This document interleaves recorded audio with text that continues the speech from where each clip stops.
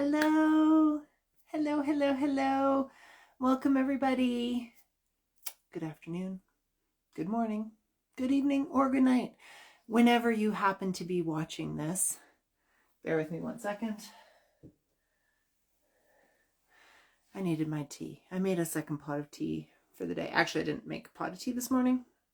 I only had a mug, but I'm here with my second pot of tea to talk rainbows. I'm so excited. We are back for the 2024 version of the Quilters Playcation Adventure Sewalong, the Rainbow Edition. Because who doesn't love rainbows, right? Well, if you don't like rainbows, you're probably not my people, right? So nice to see everybody again. Good to be back on Instagram. I will admit this is a format that I like a little bit better for this purpose. YouTube serves great purposes, but I like it for this purpose. I like Instagram better. But for everybody who's watching, we will save it here on Instagram and I will post it if I don't make mistakes. Bear with me the first time. I will repost it over onto my YouTube channel as well because some people do like to search for the videos there. So how have you all been? It's been the start of a year here, yay. Having a bit of a day, but that's okay. I'm here to sew rainbows and that's going to make it better. So that's actually what I want to say, is that I hope that every week when we come together, whether you watch me live or you're watching a recording, that this is a moment, half an hour in your life that makes you feel better. That's really the ultimate goal. We go outside to play, to feel better. When we think about our kids, our grandkids, nieces, nephews, the kids in our lives, we know that when, pardon the language, shit's going down, or it's tense, or people are angry, or antsy, or anxious, the best thing that we can do is have them run around and get all the energy out, play, be maniacs. Well, as quilters, that's what we can do here. That's why we're here. That's why I've brought you here. That's why I've created this space for you to be here together. So I'm here.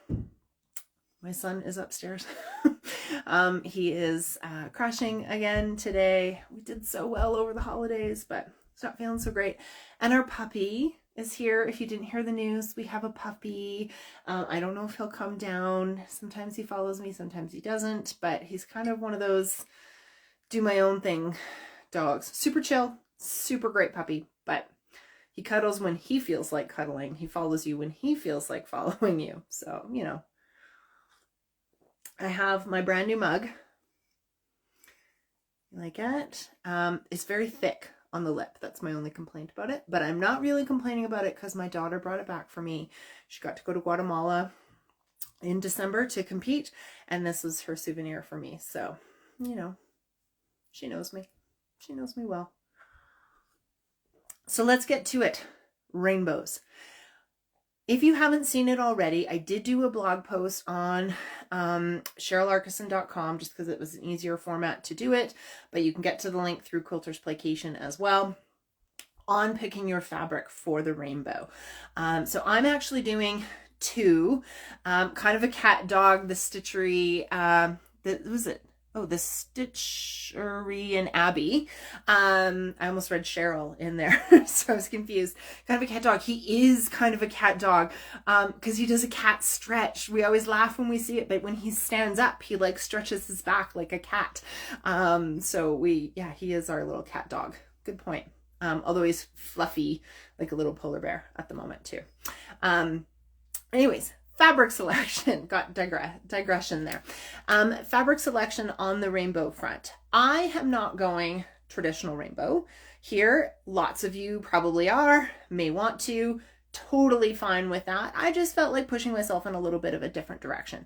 So I am doing a pastel rainbow. So same color orders, we're going with 6 fabrics plus a background. So let me show you those real quick. I've got my 6 fabrics and I went in for solids and came out with grunge. Just for something different because I've used grunge here and there, but never in a like focused project. So I also thought it would be easy to find. if I run out, because I don't know how much fabric we're going to use. So the grunge will be easy to find if we run out. Well, easier to find than any particular print. I took note of all of the colors, so that helps me.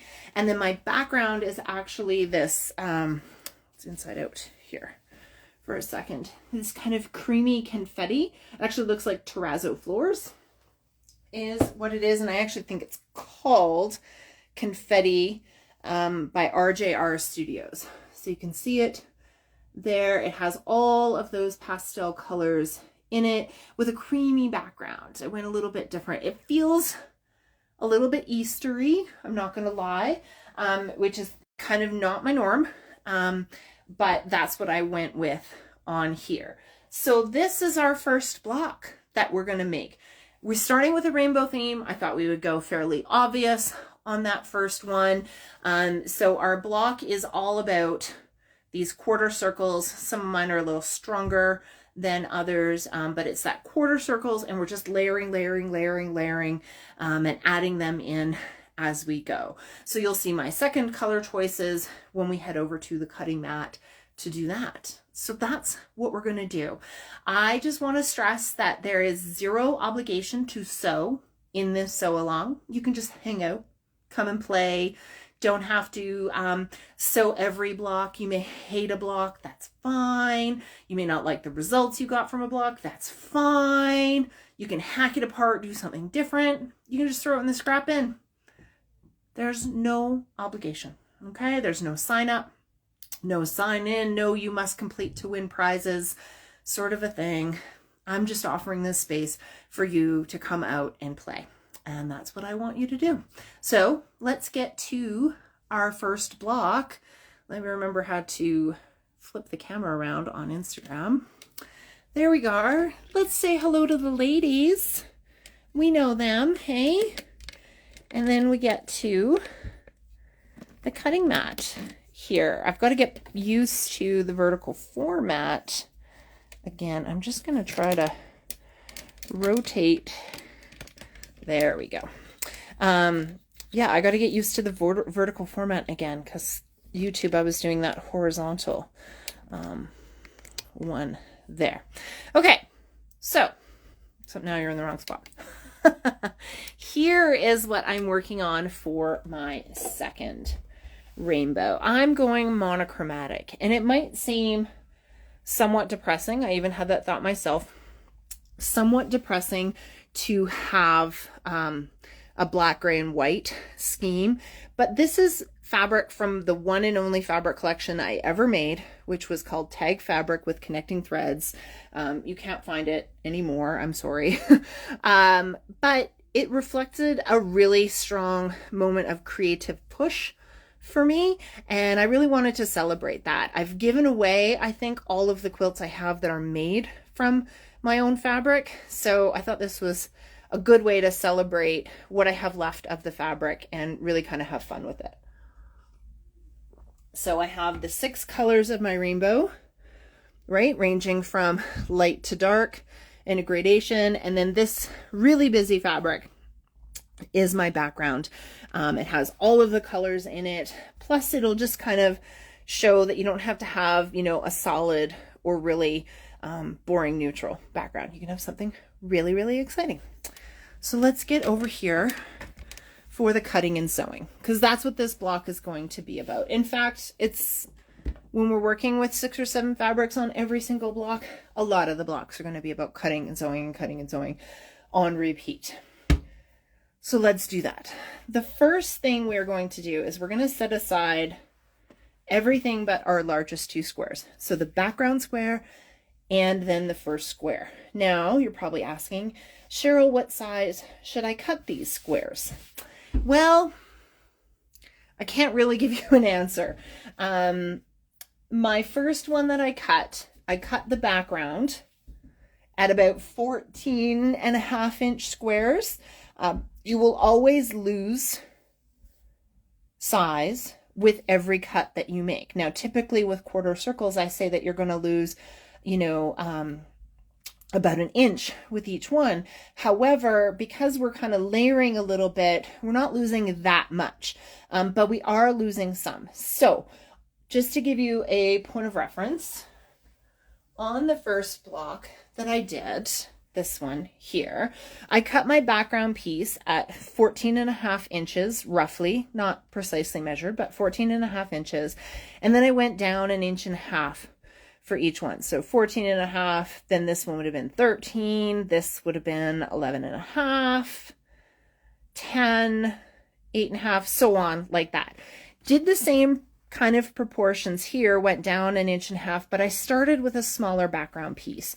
And then where this one ended up when I went to square it up, it's 11 inches, I think. I don't remember, if I'm being honest. 11 or 11.5, 11.5. So I think I'd kind of hoped I would be able to get 12.5, but it wasn't quite there. So I went with 11.5. Now, if you make your first block and you don't like the size, then make it smaller or bigger as necessary. You don't have to be tied to whatever size the block comes out. I know in previous iterations of the Playcation, I have said not to square up your blocks until further in, and I would repeat that here. I just wanted to see, in this case, where I was going to get so that I could tell you in there. But I'm going to stick with these 11.5. We'll see. Maybe some of my blocks down the line don't end up this big, or they all end up bigger, and then I end up wanting to remake this one. Just be open to those sorts of changes and have fun with it. And no one says they all have to be the same size anyways. So in this case, what have I started with here? I can't remember. So I started with a 12.5 inch, roughly, square of the background, and then would have gone in to about 11 inches. Yep, for my first layer. Just so you know. We don't need a ruler for cutting. At this point now, we are ruler free. So I'm going to go ahead and I'm going to layer my fabrics right sides up. We are going to freehand cut a curve, and we are going to do that by having our fabrics layered right sides up so that the curve is the same on both. Okay, so let's go ahead and do that. I'm right-handed, so I like to cut from the bottom right over to the left. If you are left-handed, you are going to cut from the left over to the right. Every single one of your curves is going to be a little bit different, and that's where the interest is really going to come in this block. You'll see that I've kind of overlapped the edges just a little bit so that I have some of that top layer kind of sticking out. You don't have to. It's just kind of the way I placed it more than anything. But we're just going to go ahead with that. Make sure your rotary cutter is sharp. I think I need a new blade, but I'm out. So I'm going to do the best. And I'm going to go and make this as big as I can. So cutting through both layers, I'm just going to cut that big, nice, gradual curve. You want to see what that looks like? That's what it looks like. Now these scraps don't throw out. In fact, I am sure there will be a block coming up, maybe not next week, but in a few weeks, that is going to use the leftovers from this block. So be prepared for that. So just keep them together. They're already the order will be easy to figure out. So just keep them together. So now I have my two pieces and I need to sew them together. If you're new to improv curves, the one thing you need to understand is that we have not cut this with extra seam allowances, right? I don't have more of the black fabric to cover the seam allowance here and more of the background fabric to cover the seam allowance here, which means my curves, because we cut them together, are more or less going to line up, but it's not going to be perfect, and that's okay, right? Let go of that expectation we have from precision curves. So I'm flipping it over here because I want you to see how I line this up. I'm going to go ahead and start sewing up here. Because I don't have that seam allowance, you see where my black, my first layer, is coming in a little bit from the edge here. That's because if I do line it up here, by the time I sew all the way here, I'm going to be like over here when I finish the seam. And I don't want that. I want to kind of cut the difference a little bit. So I'm going to come in maybe about 1/4 to 1/2 inch, right? There's no sort of right or wrong. And I'm going to go to the machine. I'm going to put my needle in. And I'm only going to worry about this. I am not pinning or holding any of this. You're going to see what we do when it comes time to sew. So let's hope I got this set up in a way that you can see and that my hands are not in the way.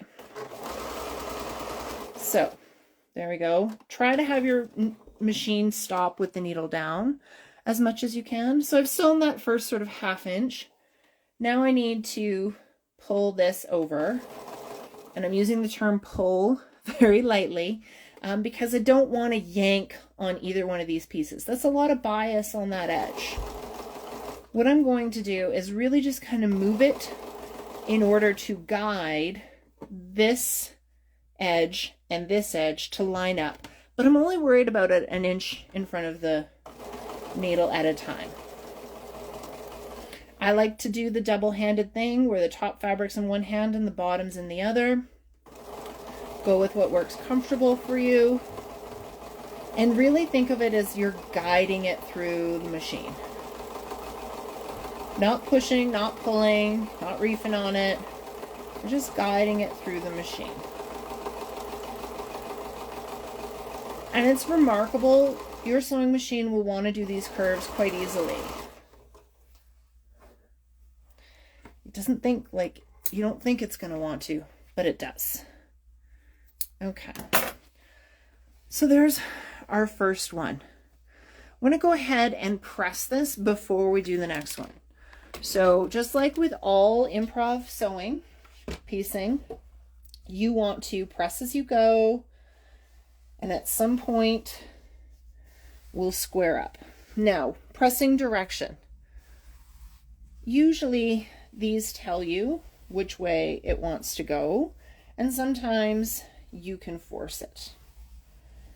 Mine looks like it's going to be a little bit happier going to the background, so going in this direction, which I'm happy about, because when I get to those smaller pieces, I want to be able to press to the darker. So I'm going to go ahead, and I didn't even finger press, I just kind of placed it where I wanted it.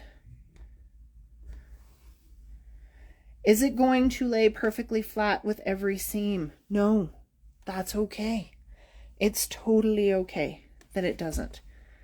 What you really want to make sure is that you're pressing and not moving the iron around like this and really stretching it out. I'm lifting the iron between each press. I like steam, you may not, but I think steam is your friend here. So there's the first one. We're going to go ahead and now repeat that with every single one. Okay, so I'm going to add the second one here. You can see it's bigger over here. That's okay, that's getting cut away. Just use the petite. That's going to get cut away. The key is I want to have this corner roughly lined up. Doesn't have to be exact, but roughly lined up so that I can make this quarter curve along the way. So I'm just going to repeat the process close to the edge over there. Make sure everything stays. I will discard that. You can make these as thin or as thick as you want. You can play around with the thicknesses in here. Mine are roughly going to be kind of the same, but we'll see how it comes. I'm aiming for roughly the same. Doesn't mean they will be. So again, sewing a little bit in here, and we're going to go ahead and over at the sewing machine sew this curve.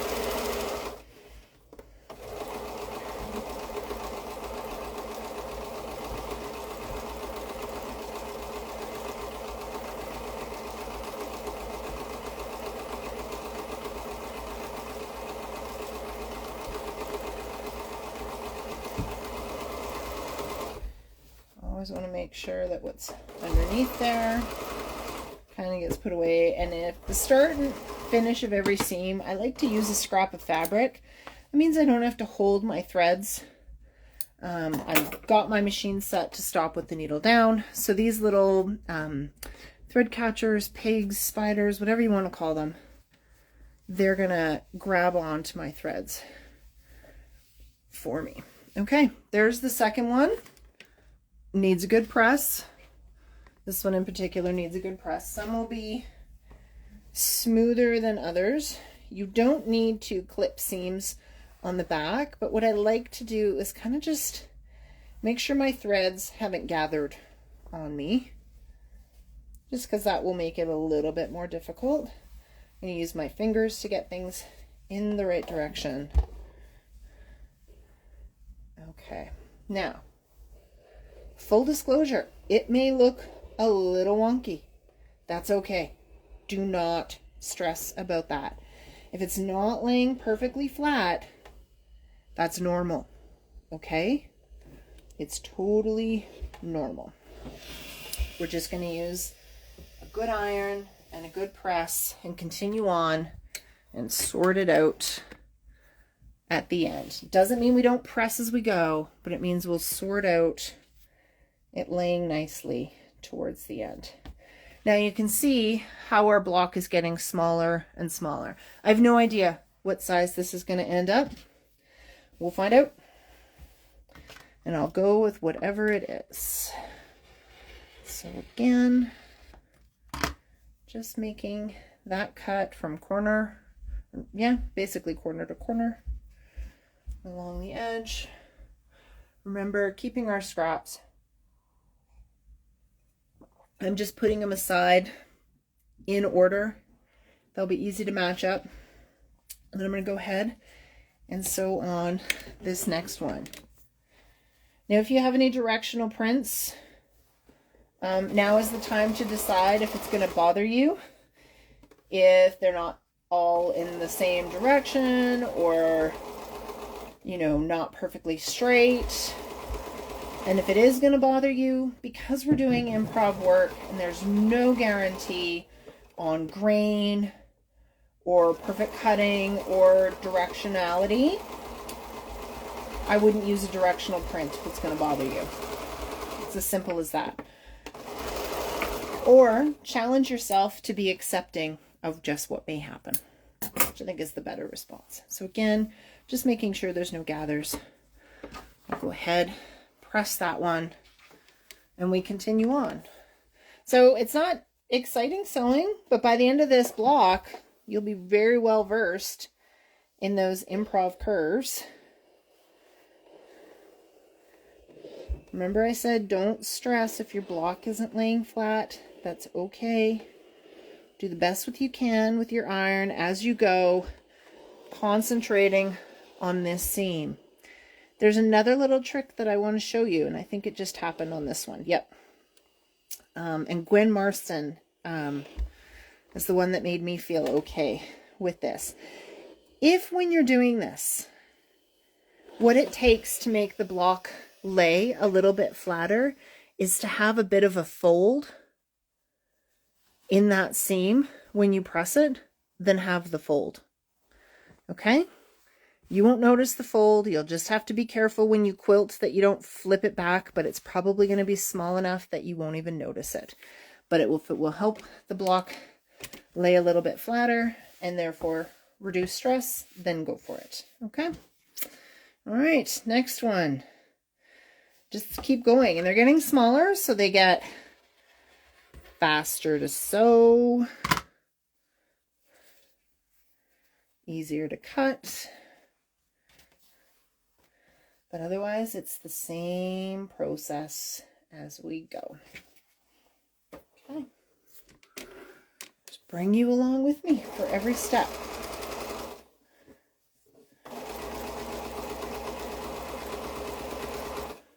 If you make a mistake, because we're all going to make mistakes, none of us are immune to it, it is better to fix it as soon as you make it, not down the line. provided, of course, you notice it. But for example, if you make a mistake on one of these seams, right?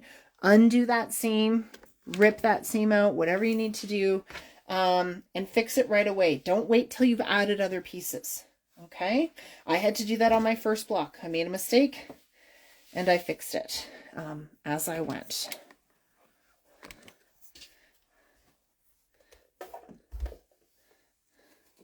So I'm going to go ahead, press that seam, and then you get a chance to press the block again every time you go. It's all wobbly and wonky, and that's okay. That is normal. Perfect. 2 more to go. 2 more to go. All right. Second last one. Corner to corner with the curve. And then I sew it from this corner down there.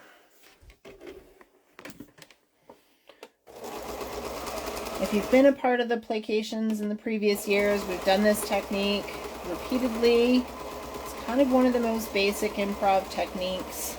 It's one of my go-to kind of comfort block techniques, which is kind of why I wanted to start with it. Because to me, it's not difficult and it makes me happy.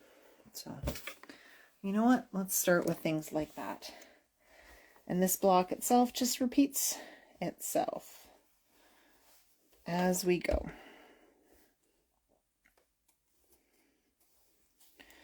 Okay, we just have the last one to do. Make sure everything's going in the direction. This block is also going to be good for double checking your rainbow works in the way that you want it to. Meaning, is the gradation of the rainbow pleasing to your eye? Now's the time to fix it if it's not. Okay, as with this first block. Okay, let's add this last curve in. Oh, the puppy came down. Hey, Elmer. You want to see the puppy? Let's stop and have a look at the puppy. There's Elmer. Say hi, bud. Say hi. There he is. He's a sweetheart. We're having some accidents lately, but nothing we can't sort through. He's about 4.5 months now. He's going to be a big boy for sure. But yeah, he's a sweetheart. Although I will say he's been having accidents in my sewing room, and I'm not down with that. But we own a steam cleaner, so it can be dealt with. And then we're working on his behavior and to ring the bell to go outside. Okay, last one. Yay! So you can really see now how this has shrunk up, right? If this is my, what did I say, 12.5 inches, I'm in quite a few inches on the side. It will partially depend on where you made your cuts, how big of pieces of these pieces you did, a lot of different factors. So if your first block isn't the size you want it to be, go ahead and make another one. It's not a big deal. Okay? Now, let's talk about pressing this final block. 2 things. If you have any kind of little wobbles that you want to get out, because we know we're going to be trimming off all this part on the edge, you can kind of force those wobbles to those edges, right? And that's going to help the block lay flatter. That's what I did. I now have a fold kind of here, but that's getting cut off anyways. So it means this, which is going to stay, lays flat. So that's one thing. 2, as I said before, steam. And then 3, every improv quilter's best friend is flatter pressing spray. Love this stuff. Canadian company, women owned. Jacqueline is amazing. But it really lives up to the hype and to its name of making things flatter. So I always like to finish off a block before I square it up with flatter to make sure that block is laying as flat as it can. I'm just double checking the back. I had one little kind of flip there. I like to be neat on the back if I can. Sometimes, you know, life is life. So let's take a measurement now and see where this ended up. The dog really wants to be at my feet now. He wants me to play with this little ball. I'm just going to kick it behind me. Okay, let's see where we ended up. So I started off with, what did I say, 12.5 inches for my big square. Let's see what size I can get out of this. I was hoping to get at least 8.5 inches, but from widest point to widest point, I can get 9.25, and I can actually get more in height. So I'm not going to quite square this up yet because I want to make a few more blocks down the line, see what happens, right? See where these things want to end up being. And then I'll decide on a size. Now, just to point out, I said the biggest I can make it, or the widest, is 9.25. That'd be a totally fine cut, as long as all of your blocks are cut to 9.25, in my case, square, right? It really doesn't matter, you know, what the size is, as long as it's consistent, okay?